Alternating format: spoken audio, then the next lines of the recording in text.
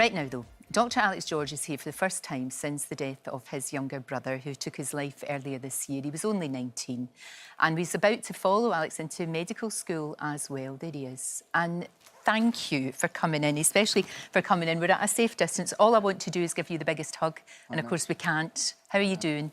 Thank you so much for having me on the show, and I wish I was speaking to you in a different circumstance, really. I know. It's been the toughest time of my life, I think, imaginable. It's something that I think as a family we never expected.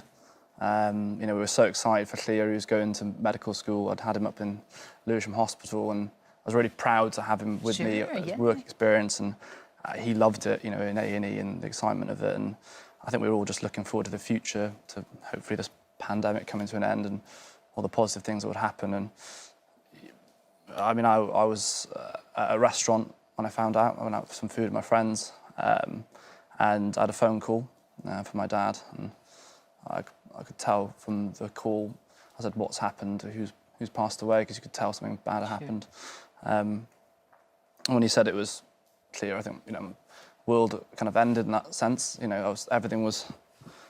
The world kind of came down on my shoulders almost, and it's so important. I mean, it's something I've been harping on about for a long time. About mental health and how we need to. It's not just. It is raising awareness, but it's making tangible change. It's improving, you know, funding with NHS towards mental health. It's improving education at schools around mental health. It's about raising, you know, an awareness of all the things that we can do to look after ourselves. I mean, COVID has really highlighted and really put pressure on mental health, and I think it's caused so much.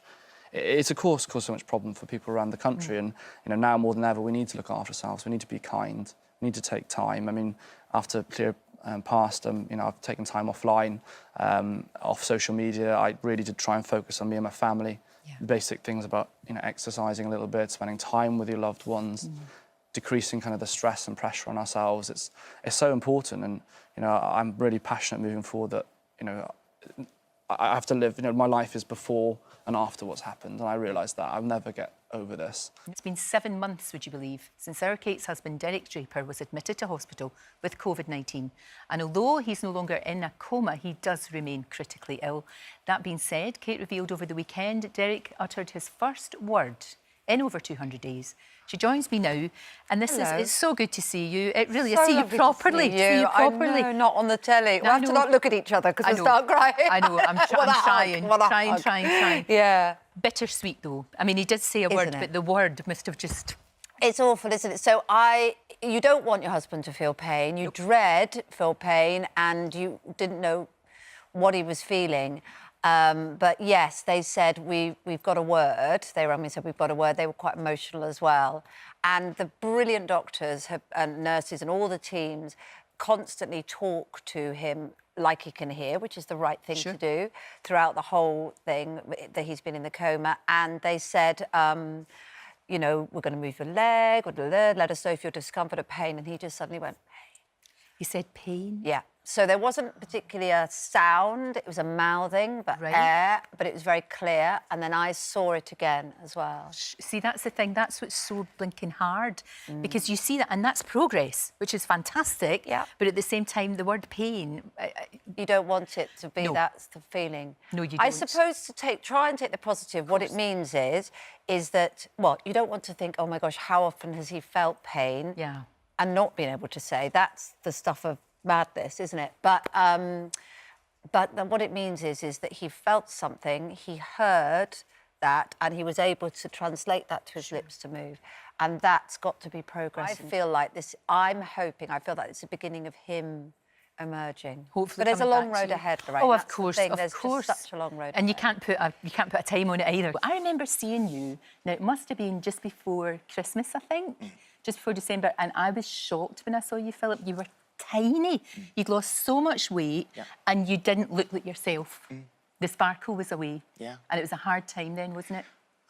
Toughest time ever. When you're going through something like that, and you're trying to pick your way through, and I say in there, it's not in my nature to hurt people. I just don't. It's not the way I'm built. And so I knew that there was no way that I could... I was trying to find my way through. What did I do? I talk about loops, the loops that go around in your head. you have to do this, you have to do this. You can't do this, because if you do this, look at the consequences. Yeah, but you have to, and you're getting sicker and sicker by worrying about it. And it went round and round and round and round, and then I couldn't eat, and then I couldn't sleep. And I was walking into makeup in next door, and people are saying, "You okay? Yeah, have a nice weekend." And I knew that I just spent the whole weekend staring into the fire and thinking, what am I going to do? What do I do here? And lots of hours talking to Steph and hugging Steph, and we talked the whole thing through. You know, there were no secrets. There've never been any secrets. When I knew, she knew. Yeah. And it wasn't like a sudden ping. It was like this is tripping me up. Initially I didn't understand.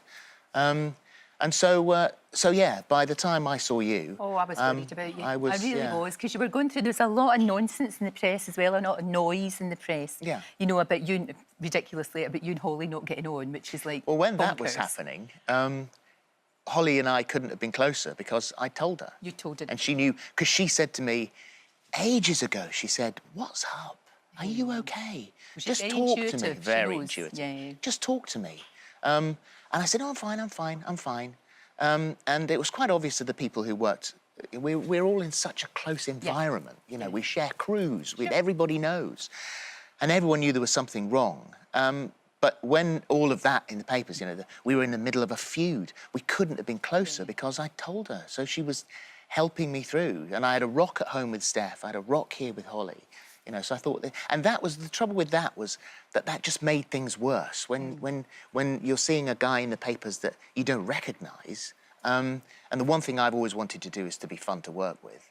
And so when you don't recognise that guy, I think that was worse because it was on top of everything else. Talking about it, initially one wants to be very private, understandably, but then talking about it is a real therapy, and so is the memorial service, so that the child is never forgotten, but there is a permission given to move on, and life has to move on for the sake of the rest of the family and for future plans. And I know that it's in the public domain that you've suffered something It was almost, similar, you know, and just don't mind seeing talking this about morning, it was almost exactly the same, you know, having to go to hospital and the way that she talks about that. And what really helped me, you know, was being able to talk, obviously, to you and to be able to talk to other people. And also Rosie, because Rosie was only, I think she was only about 6 then. Yeah. And I know that, you know, Archie's a lot younger than that, but I know that will really help, you know, having another child to sort of focus on will really help. And my heart just goes out to her. It's just so sad. And I think the way that she's done it is absolutely brilliant. But we mustn't forget that it's the two of them. Absolutely. Because I think an awful lot of times people forget about the partner. They do. Lovely Linda, how are you doing? I'm doing great, thank you. I mean, thank God for makeup this time in the morning. You're very honoured, Lorraine. I'm normally coming in at this time, if I'm lucky. But I'm doing well. I'm doing great. I've had my chemo. It's all gone according to plan, and I'm just waiting now for the results of scans that I've had to see if the chemo has worked. Fingers crossed for that, and sending you lots and lots of love. You. And Anne, the whole... it's so sad that both of you found out on the same day that the cancer had come back. Yeah, we just been on a cruise actually filming, and we came back and we were in isolation for 2 weeks. And about a week after that, I got my diagnosis, and Linda got hers about two days later. But she didn't want to tell anybody because they were already getting over mine. I'm sorry if I'm stuttering, but that's part of the treatment. Makes me stutter. No, it's not. She has gin with her cornflakes. So Linda's diagnosis was about 2 days after mine, and she didn't want to tell the family because they were already getting over my diagnosis. So it was very traumatic. Yeah. Really hard. And the thing is, you're worried about yourself, but obviously you're both worried about one another because you're so close. You know, the whole family is very close, and that's a difficult thing, isn't it? Absolutely. Yeah. I mean, you know, with COVID, well, it was a nightmare. You know, initially we couldn't go around to Anne and put our arms around her and say, "We're here for you. We're going to get through it together." It was kind of waving through a window saying, "You can do this." But I think for Anne and I, it was great that we ended up having our chemo together. So I said that we weren't the chemical brothers, we were the chemo sisters. I know, the chemo sisters. Well, that's the thing about you two. It is quite extraordinary, and I'm sure you have your moments, of course you do. But Anne, you've managed to keep this fantastic sense of humour. Yeah, I think you have to really, and it's been really amazing being able. Oh, I'm so sorry, I'm stuttering. Don't worry. It's really amazing being able to speak to Linda about Yeah. this, the prognosis and about how, like I phone her up and saying, "Oh gosh, I've got this sensation in my fingers and my toes," which is a thing called neuropathy, and it's been able to phone her up and say, "Have you got this?" And she says yes, and it makes you think, "Oh, that's okay. Then it's kind of normal for people suffering from cancer." I don't know how. I keep forgetting that you're 100. I don't know how you do it. You look remarkable. Lorraine says she keeps forgetting you're 100. She doesn't know how you do it. You look remarkable. Well, thank you very much. I keep forgetting I'm 100 too. In fact, I really don't know what that means. I mean, what happens when you're 100? I really don't know, because when I was 50, I never ever, for a moment, because I was halfway, and really. You are amazing. You're amazing. You're an inspiration. I love you. Thank you for talking to us this morning. She's changed your life, hasn't she? Yeah, big style. I mean, right from the minute I found her, it's just been pretty crazy. But it's changed for the better as well. And it's changed for a lot of people who've been following the journey as well. They've all loved it, and it's brilliant. So there you are. You're tootling around the world with all of your stuff. You're doing this massive, big adventure. And then you come across this wee, tiny, starving kitten, and she wouldn't leave you, would she? There was just that connection between the two of you. Yeah, right from the second I found her, she just stayed by my side. I fed her some pesto, which I found out afterwards you're not actually meant to give to cats. It's quite bad for them, but she wolfed it down. And then I put her in the front of my bike, and off I went. She tried to escape a wee bit, and I thought she was going to run away, but then she climbed up onto my shoulder and fell asleep. And yeah, that was the minute I decided to keep her. Oh, Dean, and she just sits in that wee basket. Look at her. She just sits there quite happy. So it's been 2 years now, and what, 21 countries it must be? Yeah, 21 countries now. So she's, as far as I'm aware, she's the second most travelled cat in the world. The one with the most has got 26, so we're going to be trying to beat that. Don't forget, you can watch full episodes of Lorraine on the ITV Hub, and all the best clips, compilations and playlists right here on our channel. Just subscribe now and you'll never miss an upload. Click here to watch another video similar to this one, or click here to head to our channel's homepage to explore all of our exciting videos.